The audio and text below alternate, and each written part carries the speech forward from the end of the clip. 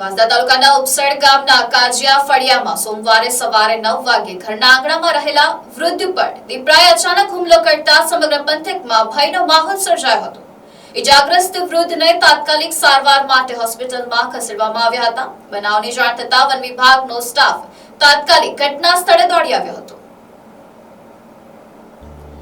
વાંસદા તાલુકાના ઉપસડ ગામે 24 ઓગસ્ટના રોજ સવારે આશરે 9 વાગ્યાના અરસામાં 65 વર્ષીય ગમનભાઈ કેશવભાઈ પટેલ પોતાના ઘરના પાછળના ભાગે આવેલા આંગણામાં હતા.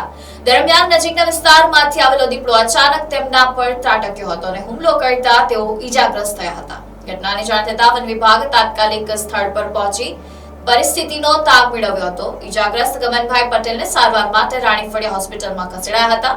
તો બીજી તરફ વન વિભાગના અધિકારીઓ અને કર્મચારીઓએ આસપાસના વિસ્તારમાં સઘન શોધખોળ શરૂ કરી હતી. નાયબ વન સંરક્ષક વલસાડ ઉત્તર તથા મદદનીશ વન સંરક્ષક વાંસદાના માર્ગદર્શન હેઠળ સંવેદનશીલ વિસ્તારોમાં પાંજરા ગોઠવી દીપડાને પકડવાની કામગીરી હાથ ધરી હતી. શોધખોળ દરમિયાન હુમલો કરનાર દીપડો નજીકના કોતરમાં ઘાયલ હાલતમાં છુપાયેલો નજરે પડ્યો હતો.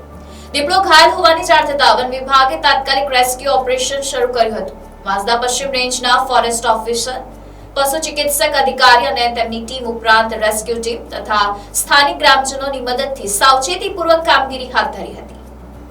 દીપડાના રેસ્ક્યુ દરમિયાન કોઈ અનિચ્છનીય બનાવ ન બને તે માટે પોલીસ બંદોબસ્ત પણ ગોઠવાયો હતો. ભારે સાવચેતી વચ્ચે હાથ ધરાયેલા ઓપરેશન બાદ આશરે 3 વર્ષના દીપડાને કોતરમાંથી સફળતાપૂર્વક પકડી લેવામાં આવ્યો હતો.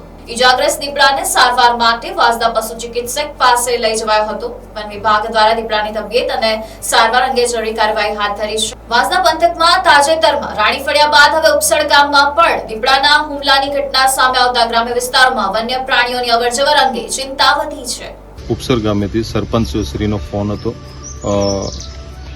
દીપડાનો એટેક બાબતે એક મેસેજ હતો. તાત્કાલિક સ્થળ ઉપર આવી 15 મિનિટમાં સ્થળ પર સ્ટાફ પહોંચી ગયો હતો. આવીને જોયું તો ફાર્મરને થોડી ઇન્જરી થઈ હતી. ખેડૂત ખાતેદાર ગમનભાઈ કેશવભાઈ પટેલ એમને થોડી ઇન્જરી થઈ હતી અને તાત્કાલિક પ્રાથમિક ધોરણે સારવાર અર્થે શ્રી હોસ્પિટલ વાંસદા ખાતે ટ્રાન્સફર કરવામાં આવેલો હતો.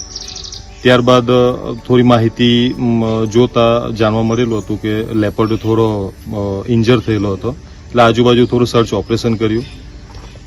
ઓપરેશન કર્યા બાદ મહેરબાન નાયબ વન સંરક્ષક શ્રી વલસાડ ઉત્તરને જાણ કરવામાં આવી હતી.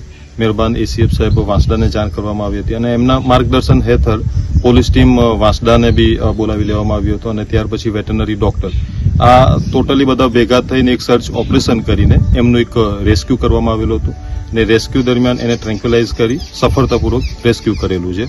હવે એ થોડું ઇન્જર છે તો અત્યારે હાલે પ્રાથમિક ધોરણે એની સારવાર કરી દીધી છે અને વધુ સારવાર અર્થે એમને સુરત અથવા તો અન્ય કોઈક જગ્યાએ લઈ જવા માટેની કામગીરી હાથ ધરેલ છે.